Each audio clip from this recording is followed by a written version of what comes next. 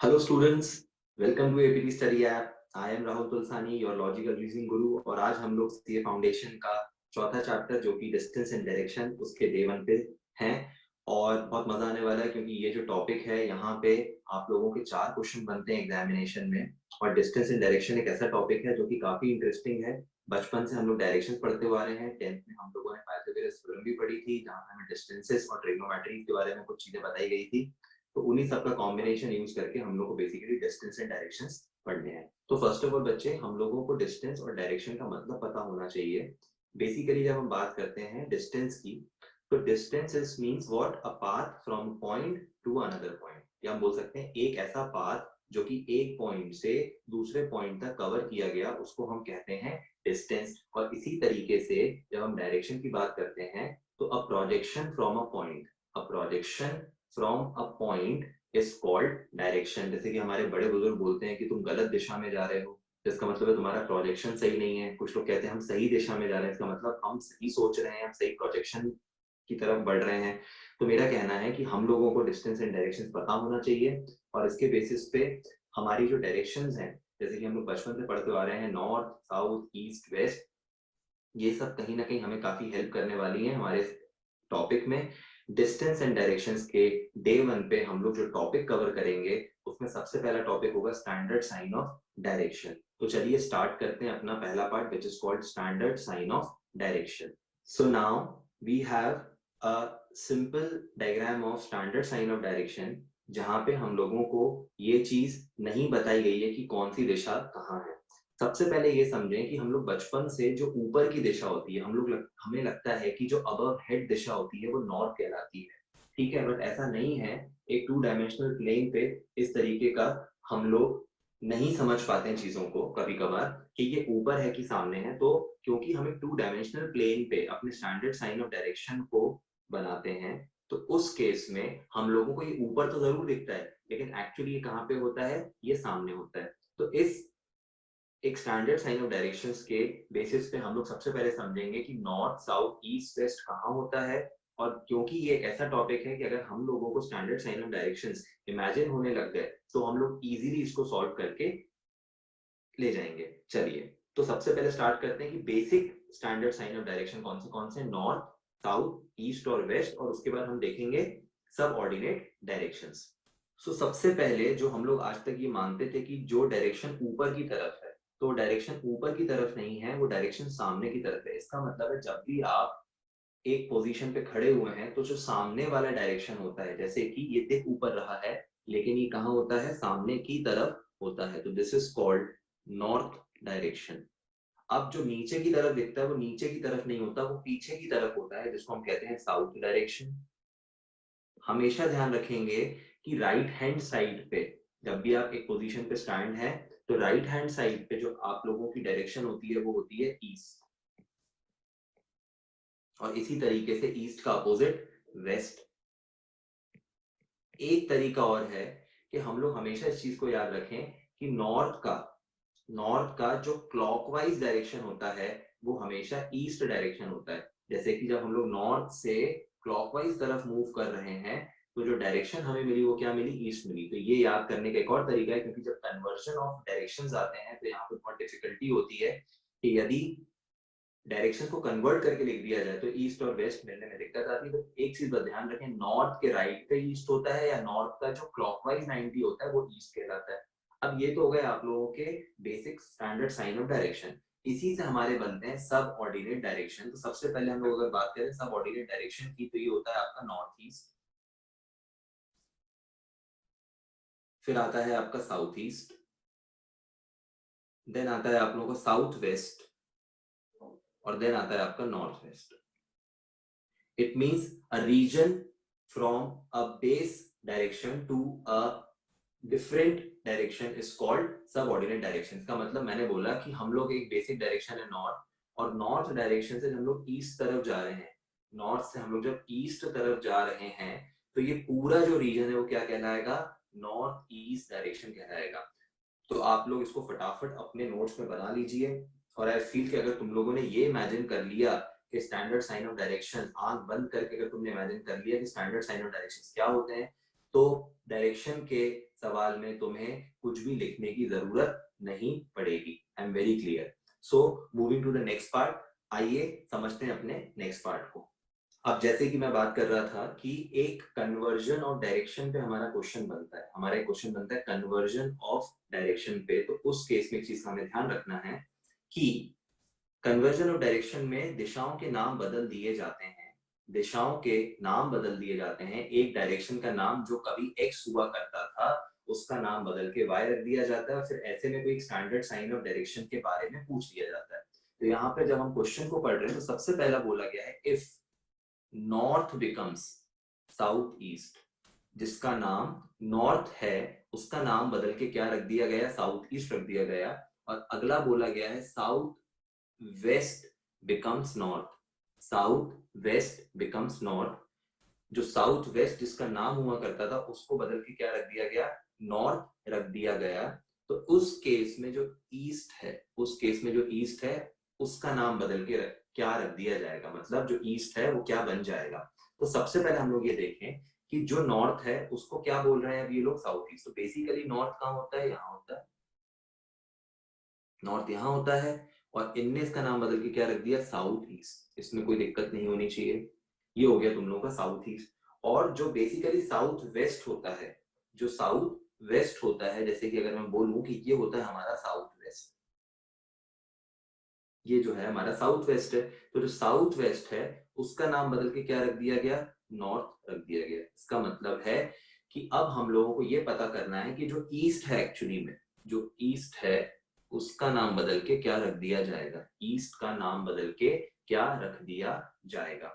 अब जरा आगे देखो, क्योंकि बच्चे नॉर्थ यहाँ है, as per the statement given north यहाँ पे है, तो साउथ कहाँ होगा, यहाँ पे होगा। नॉर्थ यहाँ पे है तो साउथ यहाँ पे होगा, इसमें कोई दिक्कत नहीं होनी चाहिए। इसके बाद अगर मैं बात करूं, साउथ यहाँ पर है और साउथ ईस्ट यहाँ पे है, तो ऑब्वियसली ईस्ट यहाँ पे होगा, इसमें कोई दिक्कत नहीं है। ठीक है, ईस्ट जब हमें मिल गया तो हमें वेस्ट भी मिल गया, इसमें कोई दिक्कत नहीं है। So what does it mean कि यदि ये हम लोगों का साउथ है और ये हमारा वेस्ट है, तो जो एक्चुअल टर्म्स में ईस्ट होता है उसका नाम बदल के क्या रख दिया जाएगा। तो एक्चुअली में जो ये ईस्ट है उसका नाम बदल के क्या रख दिया जाएगा, साउथ वेस्ट। और इन शॉर्ट में अगर बोलूं तो जो हमारा स्टैंडर्ड साइन ऑफ डायरेक्शन है, पहले स्टेटमेंट से क्लियर हो रहा था कि वो कितना एंगल रोटेट हो रहा है, क्योंकि जब क्वेश्चन में बोला गया कि north becomes south east, north become south east, तो बहुत सिंपल है कि जो नॉर्थ यहाँ हुआ करता था, जो नॉर्थ हुआ करता था यहाँ पे, वो आजकल कहाँ पे है, यहाँ पे है। तो यहाँ से यहाँ पे नॉर्थ आने में उसको कितना रोटेट करना पड़ा, 135 डिग्री एंटी क्लॉकवाइज रोटेट करना पड़ा।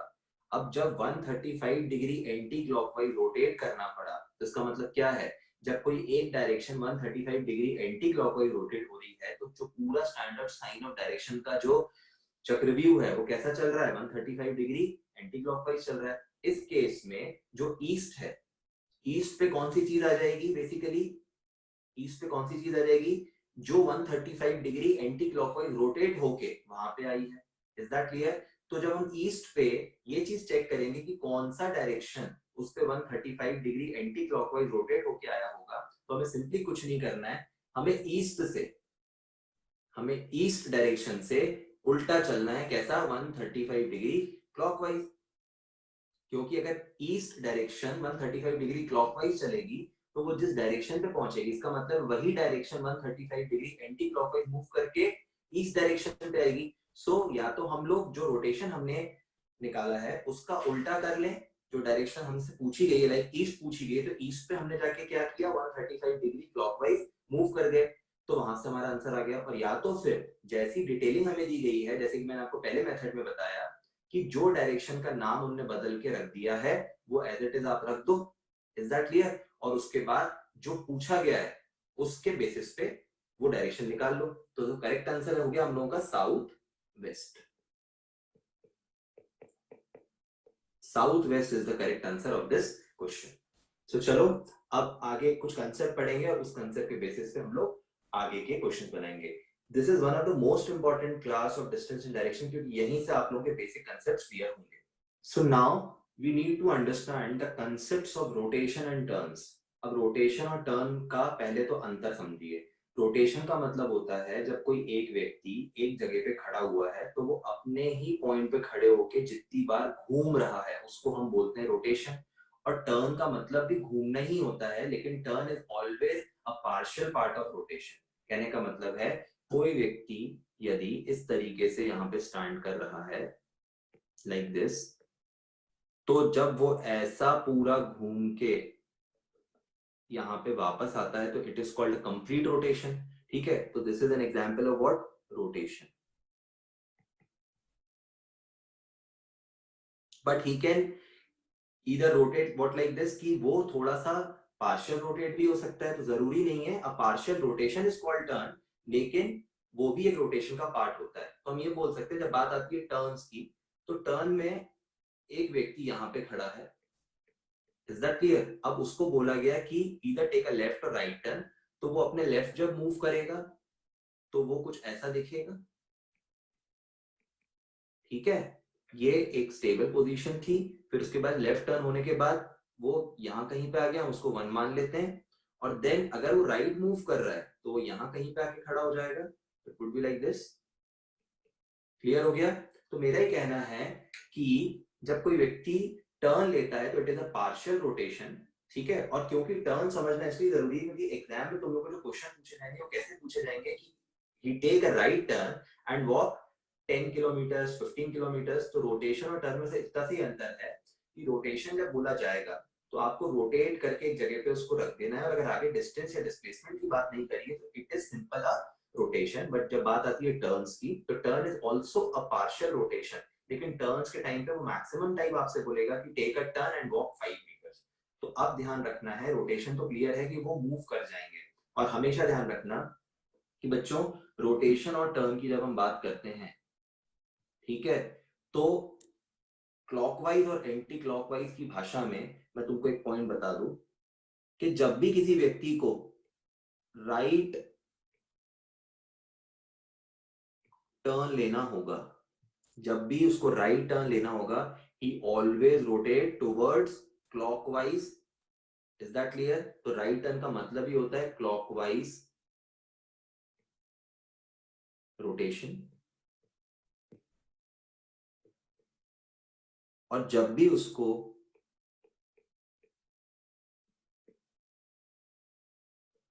लेफ्ट टर्न लेना होगा, उसको जब भी लेफ्ट टर्न लेना होगा तो you always take anti clockwise rotation. इसमें कोई दिक्कत नहीं है। तो सिंपल है कि जब भी किसी पर्सन को राइट टर्न लेना होगा तो you always take clockwise rotation, और जब भी लेफ्ट टर्न लेना होगा तो you always take anti clockwise rotation.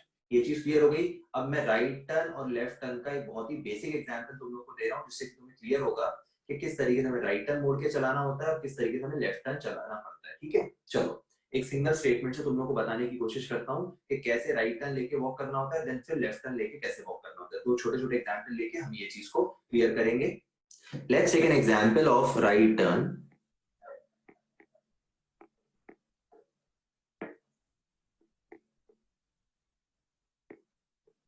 C like हमें एग्जाम्पल में बोला गया कि a person walk 10 meters, a person walk 10 meters towards, a person walks 10 meters towards north, ठीक, and then take a right turn and then take a right turn and walk 7 meters। अब इधर ध्यान दो, मैंने इसी तरफ 7 मीटर क्यों चलाया, क्योंकि अभी मैंने बताया था कि जब भी किसी व्यक्ति को राइट मुड़ना होता है, जब भी किसी व्यक्ति को राइट मुड़ना होता है, तो अब देखिए पर्सन कहाँ देख रहा था उस समय, यहाँ कहीं पे देख रहा था।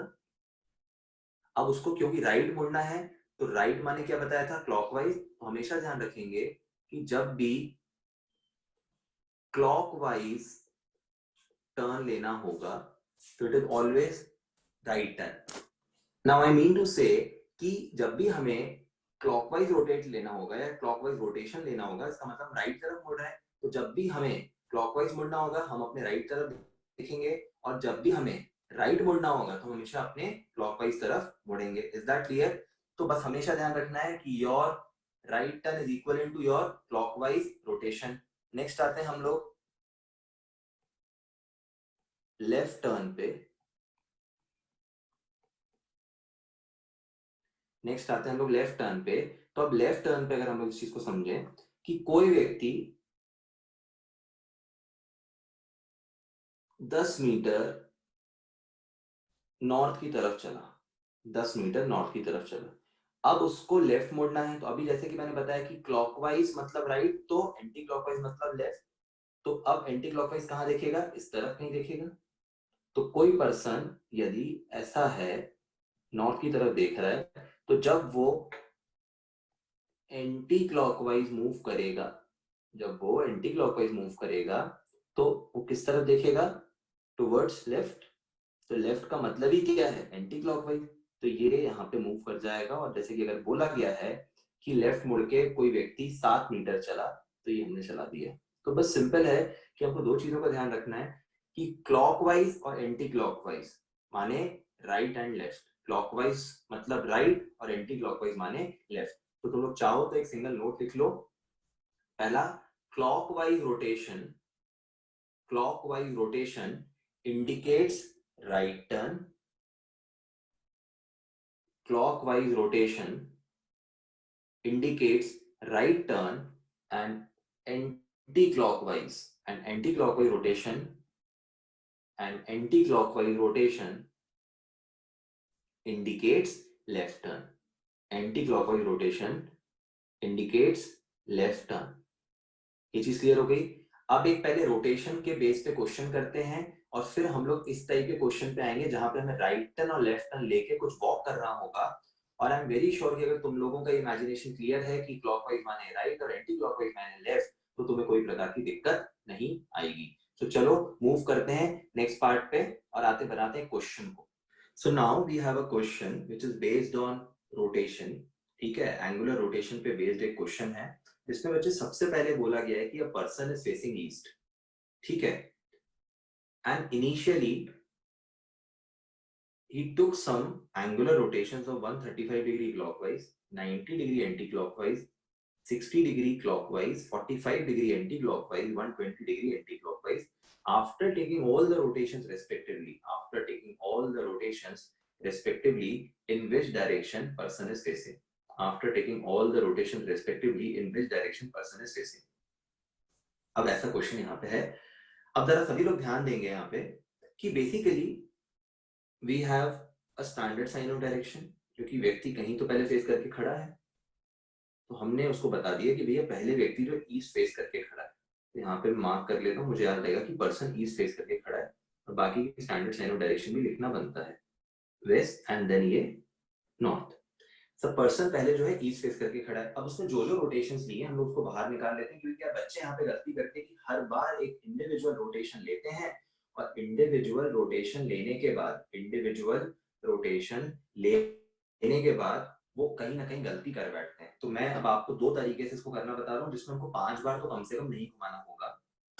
तो सबसे पहले एक चीज का ध्यान रखना है कि रोटेशन परफेक्ट लिखें, वो जैसा बोल रहा है वैसा लिखें। पहला बना 135 डिग्री क्लॉकवाइज, फिर बना 90 डिग्री एंटी क्लॉकवाइज। मैं क्लॉकवाइज को सी से डिनोट कर रहा हूं और एंटी क्लॉकवाइज को AC से डिनोट कर रहा हूं। नेक्स्ट बना मेरा 60 degree clockwise, then 45 degree anti clockwise, और उसके बाद 120 degree anti clockwise. Is that clear? Now हमें क्या करना है यहाँ पे कि एक तरीका तो ये कि हम सारे क्लॉकवाइज को आपस में ऐड कर लें और फिर सारे एंटी क्लॉकवाइज को आपस में ऐड कर लें, उनका जो डिफरेंस है उस हिसाब से पर्सन की फाइनल पोजीशन निकाल लें या फाइनल फेसिंग निकाल लें। और दूसरा तरीका फिर ये है कि हम इसका कुछ शॉर्टकट निकालेंगे। तो पहले बेसिक समझिए कि मैं यहाँ पे सबसे पहले क्या करूंगा। जैसे कि मैं देख रहा हूं कि मैंने यहाँ पे सबसे पहले लिखा 135, फिर लिखा 60, और मुझे पता है कि इसका जो फाइनल रोटेशन निकलेगा वो क्या निकलेगा? क्लॉकवाइज रोटेशन निकलेगा। फिर मैंने लिखा 90 degree anti clockwise plus 45 degree anti clockwise plus 120 degree anti clockwise. Clear? अब जो मेरा फाइनल निकल के आया, क्या निकल के आया? 135 plus 60 is 195 degree clockwise. Is that clear?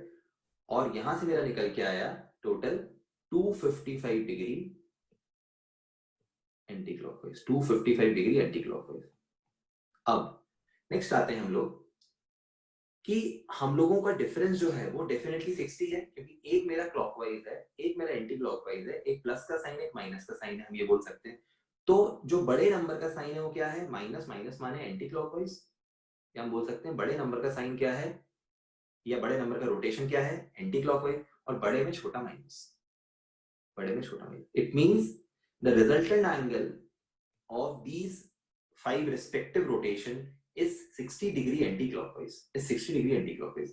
Person कहां पे खड़ा हुआ था? पहले ईस्ट में फेस करके खड़ा हुआ था। जब वो ईस्ट में फेस करके खड़ा हुआ था तो ध्यान देना है हम लोगों को कि ईस्ट में फेस करने के बाद यदि वो 60 डिग्री एंटी क्लॉकवाइज मूव कर रहा है तो अब वो कौन सी दिशा में देख रहा है? अब वो देख रहा है नॉर्थ ईस्ट में। अब वो कहां देख रहा है? नॉर्थ ईस्ट में देख रहा है। Is that clear? तो इट मींस मेरा करेक्ट आंसर क्या हो गया? नॉर्थ ईस्ट हो गया। अब ये तरीका हो गया कि क्लॉकवाइज को ऐड कर लिया, एंटी क्लॉकवाइज को ऐड कर लिया और उनका एक डिफरेंस निकाल लिया। एक चीज का ध्यान रखना है, अभी हमारे पास थी डिफरेंट वैल्यू, एक क्लॉकवाइज और एक एंटी क्लॉकवाइज, एक क्लॉकवाइज और एक एंटी क्लॉकवाइज। ठीक है, तो हमने डिफरेंस निकाला। जब सेम वैल्यू होती है तो एडिशन करते हैं। Is that clear? अभी यहाँ पे अगर हमारे पास एक होता क्लॉकवाइज और दूसरा भी होता क्लॉकवाइज तो दोनों को ऐड कर लेते। इसका मतलब है क्लॉक क्लॉक ऐड होंगे, एंटी क्लॉक भी ऐड होंगे, बट क्लॉक और एंटी क्लॉक आपस में उसका डिफरेंस निकलेगा। तो बस इतना ध्यान रखना है सभी बच्चों को, यहाँ कंफ्यूज हो गए कि जो बड़े नंबर का रोटेशन है वो बाहर आएगा और बड़े में से छोटा माइनस हो जाएगा। Is that clear to all of you? चलो, एक चीज तो ये हो गई। अब यहाँ पे एक शॉर्टकट बताता हूँ तुम लोगों को, जहां पे तुम्हें कुछ भी कैलकुलेशन करने की जरूरत नहीं रहेगी। बच्चे ध्यान दो, ये है मेरा 135 डिग्री क्लॉकवाइज, ये है 90 डिग्री एंटी क्लॉकवाइज और ये है 45 डिग्री एंटी क्लॉकवाइज। जब मैंने 90 डिग्री एंटी क्लॉकवाइज और 45 डिग्री एंटी क्लॉकवाइज को ऐड किया तो क्या बना? 135 डिग्री एंटी क्लॉकवाइज। क्या बना? 135 डिग्री एंटी क्लॉकवाइज। अब ऊपर लिखा है 135 डिग्री क्लॉकवाइज और यहाँ पे जब मैंने 90 प्लस 45 ऐड किया तो ये निकल के आया 135 डिग्री एंटी क्लॉकवाइज। तो क्वाइट ऑब्वियस है ये सब कैंसिल आउट हो जाएंगे, और ये जब कैंसिल आउट हो जाएंगे तो हमारे पास बचेगा क्या? 60 डिग्री क्लॉकवाइज और 120 degree anti clockwise. 60 degree clockwise और 120 डिग्री एंटी क्लॉकवाइज। अब ऐसे केस में हमने फिर देखा कि एंटी क्लॉकवाइज का साइन बड़ा है तो एंटी क्लॉकवाइज आ जाएगा बाहर, बड़े में से छोटा माइनस, तो ये हो गया तुम्हारा 60 डिग्री क्या? Anti clockwise. 60 degree anti clockwise. Clear to all of you? एक चीज क्लियर होगी सबको? बहुत सिंपल है कि या तो कैंसिल कर लो, या अगर कैंसिलेशन नहीं हो रहा है तो जो ऊपर वाला मेथड बताया है इसको समझ लो, क्लॉकवाइज सारे ऐड कर लो, एंटी क्लॉकवाइज सारे ऐड कर लो और फिर उनका डिफरेंस निकाल लो। जो बड़े नंबर का रोटेशन है वो बाहर आ जाएगा और बड़े में से छोटा माइनस हो जाएगा। तो आई होप कि तुम लोग को ये कंसेप्ट क्लियर होगा, रोटेशन में किसी प्रकार की अब गलती नहीं होनी चाहिए।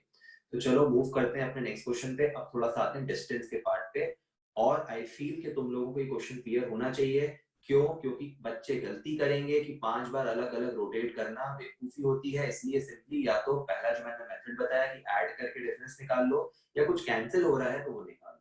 कुल मिला के रिजल्टेंट एंगल निकलना चाहिए, और उसके बाद जब रिजल्टेंट एंगल निकल जाए तो उसका रोटेशन ध्यान रखना कि जैसा वो बोल रहा है, जैसे 60 एंटी क्लॉक बोला तो हमने 60 एंटी क्लॉक ही मूव किया। कुछ गलती हो गई तो इतनी मेहनत जो है सब पानी में चली जाएगी। चलो, तो moving to the next question which belongs to distance.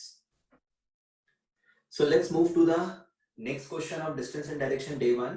अब यहाँ पे बच्चों हमको कुछ डिस्टेंस दिया गया है और बार बार वो कह रहा है कि लेफ्ट लिया, राइट लिया, उसके बाद वो मुड़ गया, और फाइनली जो हमसे क्वेश्चन पूछा है that is what, find the distance between start and and point. Is that clear? तो सबसे पहले तो अंतर समझे कि अगर वो डिस्टेंस पूछ रहा है तो always try to connect with the shortest distance, ठीक है, डिस्टेंस मतलब शॉर्टेस्ट डिस्टेंस। और यदि वो पूछ रहा है कि how much path covered by या path covered by a person, तो फिर वो जितना चला है हम उसको टोटल कैलकुलेट करेंगे। तो फर्स्ट ऑफ ऑल क्वेश्चन को समझते हैं, क्योंकि आसान तो लग रहा है लेकिन बच्चे कंफ्यूज जरूर होते हैं इस टाइप के क्वेश्चन में।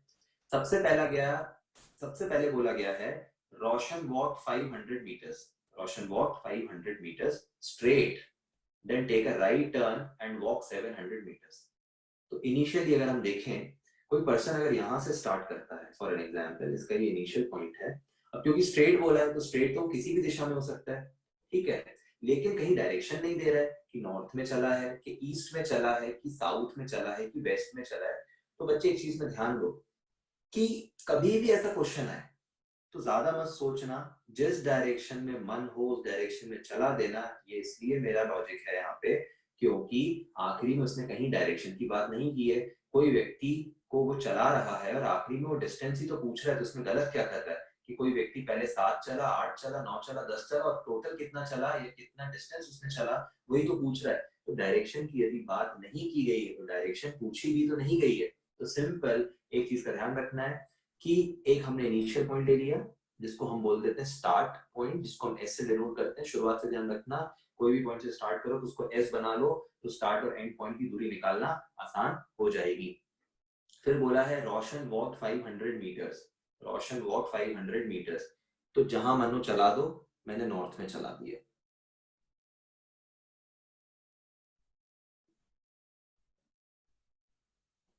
कितना चलाया? 500 मीटर चलाया, ठीक है। Then take a right turn, then take a right turn and walk 700 meters. देखो राइट टर्न कैसा लिया मैंने, क्लॉकवाइज तरफ, ठीक है। चलो, और कितना चला दिया? 700, इसमें कोई दिक्कत नहीं। आगे बढ़ते हैं and walk 700 meters, again take a left turn, again take a left turn and walk 500 meters. Left माने ऊपर, क्योंकि ये हो गया तुम्हारा एंटी क्लॉकवाइज। लेफ्ट मुड़ने के बाद कितना चला? 500, लेफ्ट मुड़ने का कितना चला? 500, ठीक है। और फाइनली कह रहा है turn right and walk 400 meters, turn right and walk 400 meters. चलो मान लिया कि भैया 400 मीटर चला है, तो राइट माने अगेन क्लॉकवाइज तरफ, तो ये चल गया टोटल 400, ठीक है। अब कह रहे हैं कि स्टार्ट और एंड पॉइंट का डिस्टेंस निकालो, स्टार्ट और एंड पॉइंट का डिस्टेंस निकालो। Is that clear? तो डिस्टेंस निकालने के लिए सबसे इंपॉर्टेंट पार्ट ये है कि हम लोगों को स्टार्टिंग और एंडिंग पॉइंट को पहले तो जोड़ना पड़ता है। तो सबसे पहले हम जोड़ेंगे स्टार्टिंग और एंडिंग पॉइंट को, जिससे कि हम लोगों का कंक्लूजन निकल पाए। तो मैंने स्टार्टिंग और एंडिंग पॉइंट को एक स्ट्रेट लाइन से जोड़ लिया, क्योंकि अगर तुम स्ट्रेट लाइन से नहीं जोड़ोगे तो कभी भी शॉर्टेस्ट डिस्टेंस नहीं निकलेगा। अब टोटल पाथ जो कवर किया है वो मेरे हिसाब से किया है 1200 प्लस 900 2100, लेकिन वो क्या पाथ कवर्ड पूछ रहा है? नहीं, वो पूछ रहा है find the distance between start and and point, find the distance between start and and point. अब हमेशा ध्यान रखना कि जब भी स्टार्टिंग और एंड पॉइंट का जो इंटरसेक्शन पॉइंट होता है उसको अगर हमने फाइंड आउट कर लिया, ध्यान से सुनेंगे, स्टार्टिंग और एंडिंग पॉइंट का यदि हम लोगों ने इंटरसेक्शन पॉइंट निकाल लिया तो हम शॉर्टेस्ट डिस्टेंस निकालने में कामयाब हो जाएंगे। अब ध्यान रखो कि स्टार्टिंग पॉइंट को मैं जब यहाँ पे एक्सटेंड करता हूँ और एंडिंग पॉइंट को जब मैं यहाँ एक्सटेंड करता हूँ तो यहाँ पे आके उनका कहीं इंटरसेक्शन हो रहा है जिसको मैं नाम दे देता हूँ ओ। क्लियर? अब बहुत सिंपल है बच्चे कि हम लोगों को तो डिस्टेंस ऊपर से दी गई है, अब उसका रिफ्लेक्शन देखते हुए हमें यहाँ पे एसओ और ईओ की डिस्टेंस निकालनी है। और जहां तक हमें लग रहा है यहाँ पे कि एक राइट एंगल ट्राइंगल सा बन गया है, तो राइट एंगल ट्राइंगल में जो हमें डिस्टेंस निकालनी है वो खुद में क्या है? हाइपोटेन्यूज है। हाइपोटेन्यूज से क्या आ जाएगा? Pythagoras theorem. तो मैं छोटा सा यहाँ पे पहले तो पाइथागोरस थ्योरम का फॉर्मूला लिख देता हूँ। हमें निकालना क्या है, एस ई। तो S E square equals to S O square plus E O square, S O square plus E O square. इस केस में हम लोगों को सबसे पहले तो एस ओ और ई ओ की वैल्यू निकालनी है। Is that clear? S O और ई ओ की वैल्यू निकालनी है। तो एस ओ की वैल्यू क्या होगी, जरा ध्यान दो। ये 700 लिखा है, ये 700 का रिफ्लेक्शन नीचे भी आएगा, और ये 400 लिखा है, तो 400 का रिफ्लेक्शन नीचे भी आएगा। तो कुल मिला के ये 700 और ये 400 बेस पे आ रहे हैं, तो ये टोटल वैल्यू मेरी कितनी हो गई, 1100 मीटर। 1100 मीटर। आगे बढ़ता हूं। अब मुझे ईओ की वैल्यू निकालनी है। तो ईओ की वैल्यू कैसे निकलेगी, ये 500 और ये 500, इन दोनों को अगर हम देखें तो इनका रिफ्लेक्शन कहां पे आ रहा है, ईओ पे आ रहा है। तो ये हमारा हो गया 500 500 1000। तो मैं बोल सकता हूं कि मेरा जो बेस है वो कितना है, 1100 मीटर, और जो मेरा परपेंडिकुलर है वो कितना है, 1000 मीटर्स। क्लियर हो गया? अब मुझे यहाँ पे बेसिकली क्या करना है, 1100 स्क्वायर प्लस 1000 स्क्वायर। कोई दिक्कत इसमें? ना भूलें कि हम लोगों को रूट करना पड़ेगा, क्योंकि हम लोगों को वैल्यू हाइपोटेन्यूज की निकालनी है। Is that clear? अब इधर ध्यान दो, 1100 का स्क्वायर कितना होगा, जल्दी बोलो। 121 0 0 0 0। Is that clear? और नीचे लिख देता हूँ 1000 का स्क्वायर। तो 1000 का स्क्वायर कितना होगा, बोलो। 1000 का स्क्वायर कितना होगा, 100 0 0 0 0। Is that clear? 1000 का स्क्वायर इतना होगा। अब मेरी जो फाइनल वैल्यू निकल के आई वो कितनी निकल गई, और हाँ एक चीज का ध्यान रखना भैया, ये रूट में है। अब मेरी वैल्यू निकल के रूट में, जो कि फाइनल है 0 0 0 0 1 2 2। Is that clear? तो अब यहाँ पे जो वैल्यू निकली है वो कितनी निकली है, √221 और 4 टाइम्स 0। तो हम उसको ऐसे बोल सकते हैं, बेसिकली इट इज 22,10,000। 22,10,000। तो एक काम करते हैं ना, हम लोग अगर मीटर ही देख रहे हैं, अगर हम लोग मीटर देख रहे हैं, तो हम सबसे पहले तो यहाँ पे मीटर का पार्ट हटा दें। Is that clear? तो हमारी जो वैल्यू आई है वो कितनी आई है, ध्यान देंगे सभी लोग। अगर हम लोग यहाँ से मीटर वाला पार्ट हटाते हैं तो हमारी वैल्यू कितनी बचेगी, √2.21। Is that clear? क्लियर हो गया सबको ये? क्यों? क्योंकि मीटर होता है हमारा 1 किलोमीटर इक्वल टू 1000 मीटर। तो बेसिकली हम लोगों ने यहाँ पे 3 जीरो और ये 3 डिजिट हटा के पॉइंट लगा दिया। तो मुझे अब क्या निकालना है, बेसिकली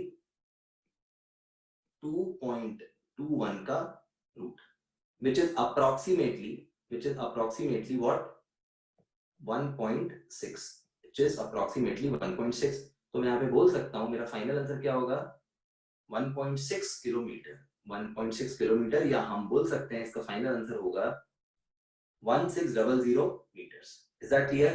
तो एक चीज का ध्यान रखो कि हमेशा जब भी एक डायगोनल डिस्टेंस निकालना होता है तो it always make a right angle triangle. Right angle triangle का जो सेंस है, राइट एंगल ट्रायंगल का जो सेंस है वो क्या होगा, ध्यान दो। राइट एंगल ट्रायंगल का जो सेंस है वो क्या है, पाइथागोरस थ्योरम आती है।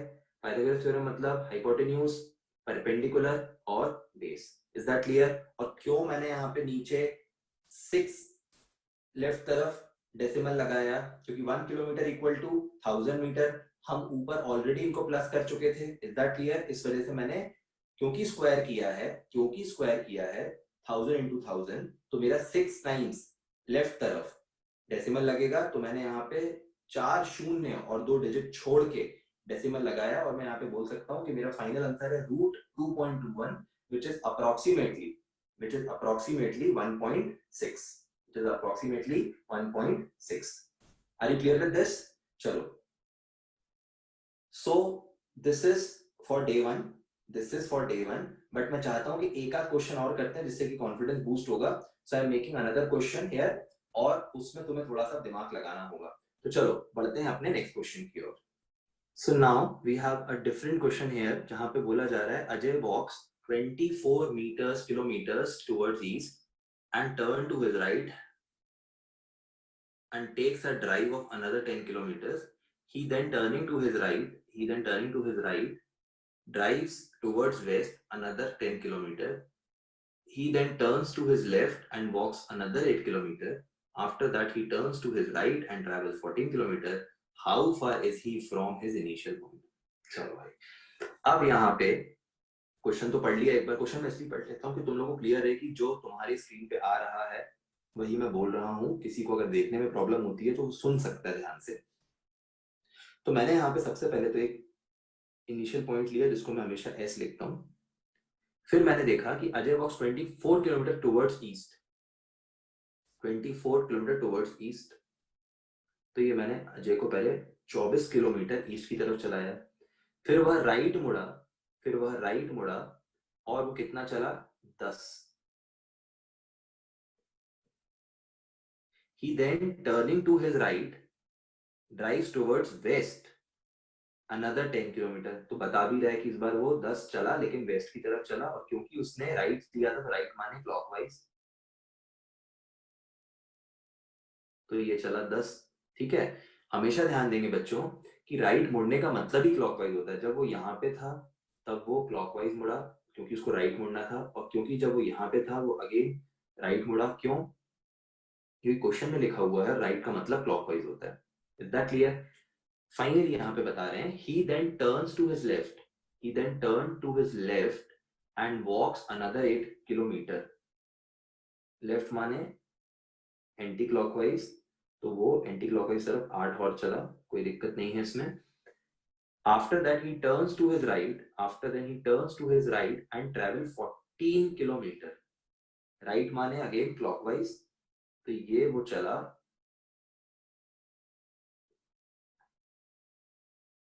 Is that clear? अब बेसिकली वो पूछ रहे हैं कि स्टार्टिंग और एंड पॉइंट की दूरी कितनी है। तो बच्चों बहुत सिंपल है, हमारा डायग्राम तो परफेक्ट बना है। अब जब हमारा डायग्राम परफेक्ट बना है तो ध्यान दो, ये टोटल है 24, ये जो दूरी है ये टोटल है 24, और ये दूरी है 10, ये दूरी है कितनी? 14।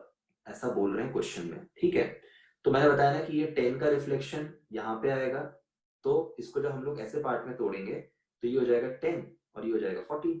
अगर ये 10 है तो बचा हुआ 14 है। नीचे रिफ्लेक्शन देखिए 10 का और 14 का। Is that clear? इसका मतलब है जो उसका स्टार्टिंग और एंड पॉइंट है वो बिल्कुल स्ट्रेट लाइन पे है। तो यहां से मुझे क्लियर हो गया कि जो स्टार्टिंग और एंडिंग पॉइंट का डिस्टेंस है वो कितना होना चाहिए। क्योंकि ये एक सामने आप लोगों को 10 किलोमीटर की लाइन दिखी, फिर एक 8 किलोमीटर की लाइन दिखी, तो इसका मतलब इसको जब मैं ऐसा तोड़ूंगा तो ये 10 और ये 10 बराबर होंगे, और ये वाले 8 और ये वाले 8 बराबर होंगे। तो ये 10 है और ये 8 है, और 10 प्लस 8 मिलके क्या बना रहे हैं? स्टार्टिंग और एंड पॉइंट का एक परफेक्ट शॉर्टेस्ट डिस्टेंस बना रहे हैं। मैं बोलूंगा the final answer of this question is 18 kilometre. 18 kilometre is the shortest distance. या बोल सकते हैं कि अभी अजय जो है अपने स्टार्टिंग पॉइंट से साउथ की तरफ 18 किलोमीटर की दूरी पे है। Is that clear to all of you? What important is कि जब भी हम डायग्राम बनाएं तो हम अपने सेगमेंट को ना भूलें, क्योंकि कभी कभार क्या होता है कि हम लोग ऊपर की जो लेंथ है वो 24 किलोमीटर बना लेते हैं, और नीचे जब हम उसी 24 को ब्रेक करते हैं तो हम सही से ब्रेक नहीं करते हैं। इसका एक छोटा सा एग्जाम्पल मैं तुम्हें बताऊंगा जिससे तुम्हें और क्लियर हो जाएगा। Let's see an example. मैंने यहां से लेके यहां तक 24 किलोमीटर चलाया, हम इसको मान लेते हैं कि 24 है। फिर वो राइट मुड़ा, उसने उसको चलाया 10। अब राइट मुड़ के वापस से वो 10 चला रहा है, लेट अस से कि ये 10 है, ठीक है, और लेफ्ट मुड़ के फिर वो 8 चला रहा है, ठीक है। अब यदि अगले 14 पे वो थोड़ा सा कम या थोड़ा सा ज्यादा चला जाएगा तो उसका जो शॉर्टेस्ट डिस्टेंस स्ट्रेट होना चाहिए था वो कैसा हो जाएगा? डायगोनल हो जाएगा। तो बस हमेशा ध्यान रखें कि ऊपर 24 चल रहा है और नीचे 10 प्लस 14 चल रहा है, तो वो उसके बिल्कुल स्ट्रेट सेगमेंट पे आना चाहिए, क्योंकि अगर डायगोनल डिस्टेंस बन गया तो वहां पे राइट एंगल ट्रायंगल बन जाएगा। राइट एंगल ट्राइंगल बनेगा तो हमें दिमाग ज्यादा लगाना पड़ेगा, और गलत जगह करके दिमाग ज्यादा लगे तो कोई फायदा नहीं है। तो सिंपली हम लोग चीज का ध्यान रखना है कि जो ऊपर 24 है और जो नीचे 10 और 14 है वो कवर होने के बाद वो स्ट्रेट डिस्टेंस पे आने चाहिए। तो आई होप तुम लोग को ये चीज क्लियर होगी। सिर्फ पूरा जो गेम है वो बच्चे डायरेक्शन में क्लॉकवाइज और एंटी क्लॉकवाइज का है, और इसके अलावा जो छोटी छोटी बारीकियां मैं बार बार, जैसे मैंने तुम लोग को यहाँ पे एक लॉन्ग डायग्राम बना के बताया लेफ्ट साइड पे, तो ये चीज का बहुत ध्यान रखना कि जितना वो ऊपर चल रहा है, ठीक है, और जितना वो नीचे चल रहा है, यदि वो बराबर है तो वो स्ट्रेट डिस्टेंस बनेगा, अदरवाइज वो डायगोनल डिस्टेंस बनेगा। Is that clear to all of you? चलो अगला सवाल बनाते हैं। Let's move the next question of day 1 of distance and direction. Now the question is asking about the shortest distance between the starting and ending point. ठीक है, लगभग same question ही है, but देखिए क्या होता है, कभी कभार स्ट्रेट डिस्टेंस होता है, कभी कभार डायगोनल डिस्टेंस होता है, तो यहाँ पे अब पता नहीं क्या होगा। सो बहुत ही दो सिंपल लाइन लिखी हुई है और उसमें बताया जा रहा है कि Sahil walk 60 metre to the east, Sahil walk 60 metre towards east. तो ये मैंने बना दिया एस, और एस बिलोंग करता है अपने स्टार्टिंग पॉइंट को, ये चला 60 मीटर ईस्ट की तरफ, ठीक है। ईस्ट में चलने के बाद देन ही टर्न्स लेफ्ट मुड़ा और कितना चला 50। तो लेफ्ट माने ऊपर, ऊपर मतलब एंटी क्लॉकवाइज, और ये ऊपर की तरफ जाता हुआ, तो ये हो गया 50। Then turns right and went 70 meter, right मुड़ा और कितना चला 70 मीटर। क्लियर है? ये हो गया उसका एंडिंग पॉइंट, क्योंकि वो कह रहा है कि 70 मीटर चलने के बाद देन स्टॉप्स।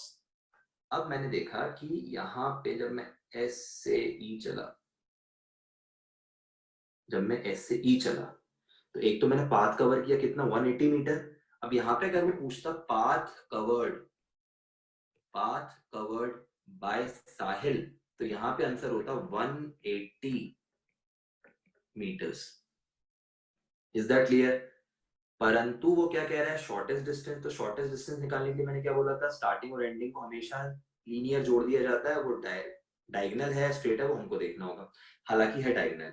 और मैंने बोला था कि अगर स्टार्टिंग और एंड पॉइंट का इंटरसेक्शन निकाल लिया जाए तो मुझे लग रहा है ये इनका इंटरसेक्शन है। तो ये स्टार्टिंग पॉइंट चलते चलते यहाँ आ गया और एंडिंग पॉइंट चलते चलते यहाँ आ गया। तो अब जो मेरा राइट एंगल ट्राइंगल बना है, उसमें मैं जहाँ पे इंटरसेक्ट कर रहा हूँ स्टार्टिंग और एंडिंग पॉइंट को, उसको मैं ओ नाम दे देता हूँ। अभी प्रीवियसली हमने देखा था कि राइट एंगल ट्राइंगल के लिए व्हाट विल डू इज कि हम लोग सिंपल सी इक्वेशन लिखते हैं जिसमें हमें एस ई निकालना है, और एस ई निकालने के लिए हम लोग क्या करेंगे, एस ओ का square perpendicular plus base square और ई ओ का स्क्वायर। क्लियर है? अब यहाँ पे एसओ की वैल्यू क्या होगी, एसओ की वैल्यू कितनी होगी बोलो, 60 प्लस 70। 60 प्लस 70 इज, देखो क्योंकि ये पूरा मेरा बेस एसओ है, ये 70 है तो ये भी 70 होगा, और ये तो 60 अपने आप में था, ठीक है। तो बेसिकली 60 प्लस 70 कितना हुआ 130। Is that clear? प्लस अब जब मैं ईओ की बात कर रहा हूँ, तो ईओ कितना होगा 50 के बराबर, क्योंकि ये सामने जो है बिल्कुल एक दूसरे के पैरेलल है और बराबर है, तो ये हो गया मेरा 50। अब दोनों का स्क्वायर निकाल लेंगे। Clear to all of you? Now I have 16900 plus 2500। Is that clear? अब मुझे इसका रूट निकालना है, तो ये जो वैल्यू है वो कितनी जाएगी जरा ध्यान देंगे। इट इज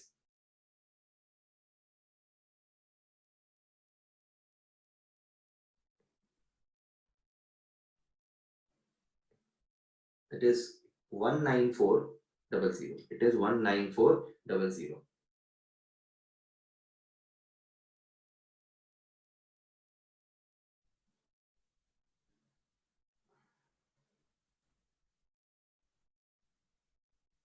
अब जब मैं 19400 को सिंप्लीफाई करूंगा तो मैं इसको कैसा लिख सकता हूँ बच्चों, ध्यान दो, 194 into 100।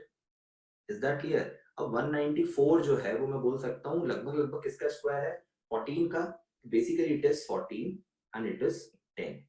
It is 14 and it is 10। तो ये मेरा आ गया 14 इंटू 10। 14 into 10 is 140। क्लियर है? तो अब यहाँ से रूट हट ही जाएगा क्योंकि यहाँ पे हम लोग उसका स्क्वायर ही लिख रहे थे। तो अब यहाँ पे मेरे पास आंसर आ गया 140 meter is the shortest distance approximately 140 meter is the shortest distance between S and D। मैंने यहाँ पे स्क्वायर रूट क्यों हटा दिया, क्योंकि बच्चे जब मैंने इसको टोटल किया कितना आया 19400। 19400 को मैंने दो पार्ट में तोड़ा, 194 into 100। 194 is the nearest square of 14 number and 100 is the square perfect square of 10। तो मैंने यहाँ से स्क्वायर हटा दिया क्योंकि मैं यहाँ से स्क्वायर रूट ले चुका था। तो अब मेरा कितना बचा 140 and 140 meter is the shortest distance between starting and ending point। इसका मतलब है S और E के बीच की जो दूरी है वो कितनी है 140 मीटर है। होपफुली तुम लोगों को ये सारे क्वेश्चन जो हैं क्लियर होंगे, बट मेरा ये मानना है कि with this you need to practice and इस लेक्चर को एक बार और देखोगे तो तुम्हें क्लियर होगा कि कब हमें राइट मुड़ना होता है, कब हमें लेफ्ट मुड़ना होता है। तो basically we are on the end of day 1 of distance and directions. जब हम डे 2 पे मिलेंगे तो हम एक नए कंसेप्ट के साथ मिलेंगे and which is again a very important part of distance and direction. CA foundation के स्टूडेंट्स के लिए मैं आप लोगों को एक चीज बता दूं कि these are the very important questions। Distance and directions इसलिए इंपॉर्टेंट है, इंटरेस्टिंग है, क्योंकि 4 क्वेश्चन से 5 क्वेश्चन एग्जाम में पूछेगा और अगर ये 4-5 क्वेश्चन पक्के कर लिए तो तुम लोग मैथ्स में तुम्हारा पास होना बहुत आसान हो जाएगा। तो I am ending with this session and thank you so much for attending this APT Educating India।